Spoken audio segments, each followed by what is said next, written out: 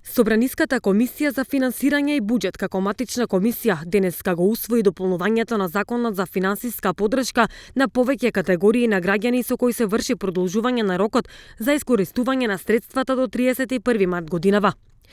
Предложеното законско решение е во прво читање. Заменик министерот за финансии Димитар Ковачевски пред претениците образложи дека продолжувањето на рокот се прави со цел да им се овозможи на сите категории граѓани опфатени со законот да го остварат своето право на финансиска поддршка.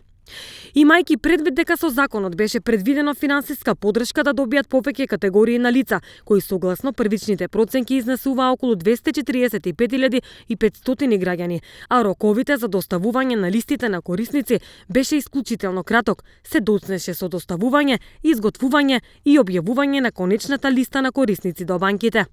Заради краткиот рок на реализација, околу 22.000 граѓани кои добија финансиска поддршка, а ги нема ажурирано своите податоци во банките, и 2132 граѓани на коим се уважија приговорите, а не го остварија правото на ова финансиска поддршка, се предлага продолжување на рок за искористување на средствата до 31 март 2021 година, појасни Ковачевски. Законот е дел од четвртиот пакет антикризни мерки што владата ги донесе со цел да им се помогне на граѓаните и стопанството за излез од кризата предизвикана од пандемијата со COVID-19. Финансиската поддршка што им се доделува на граѓаните е наменета за купување македонски производи.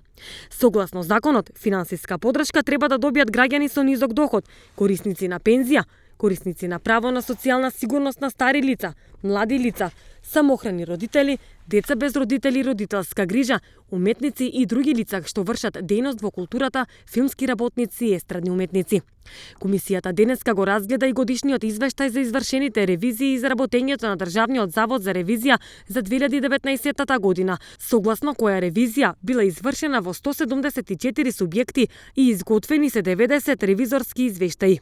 Со ревизиите опфатени се вкупно 247 милиарди 997 милиони денари јавни приходи и 161 милиарда 586 милиони денари расходи.